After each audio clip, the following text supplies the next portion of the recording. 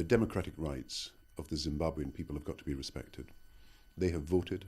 The presidential election results have not been announced. We cannot wait any longer for the announcement of these results.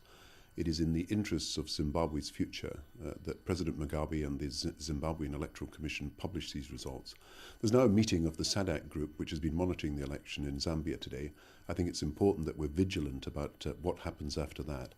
But the international community will look to Zimbabwe for a declaration of elections, and if there is to be a future election, that there's proper international monitoring of what's going on. It's appalling if there is intimidation and violence. It's completely unacceptable, and the whole eyes of the world are upon Zimbabwe now.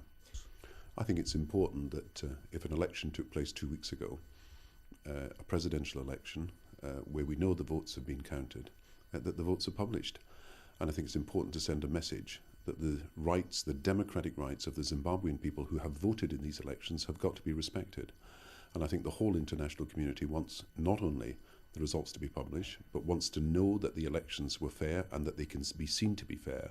And when the SADAC group meet today, I think it's important that they, because they have been monitoring the election results, are able to give a statement about what they think has happened. Any intimidation, any violence is completely unacceptable. And I think the whole eyes of the international community are now upon Zimbabwe, and we're looking for action, the publication of results, free and fair elections being proven to have happened.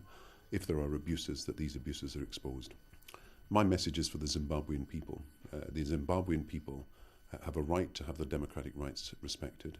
They should not be subjected to abuse and intimidation. This is a country that has been made impoverished by the actions of people who have not put the rights of Zimbabweans first. There are millions of people now who are in exile. 80% of the people are in poverty. Inflation is running into hundreds of percent. This is a completely intolerable situation. It's now time that, having had an election, the democratic rights of Zimbabwe are now respected. If I can turn to Darfur, what does the international community now this weekend need to do on Darfur? Darfur is a continuing tragedy, despite all the efforts of the United Nations, with a resolution last August, with more troops going in as peacekeepers. There is still violence on the ground. 50,000 people have been displaced in the last few weeks.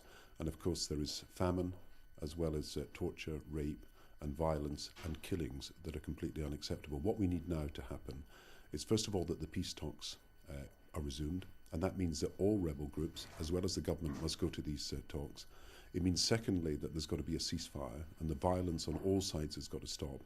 And it means, thirdly, that the efforts at reconciliation have got to lead to a political settlement that means that the rights of people who have now been dispossessed are upheld.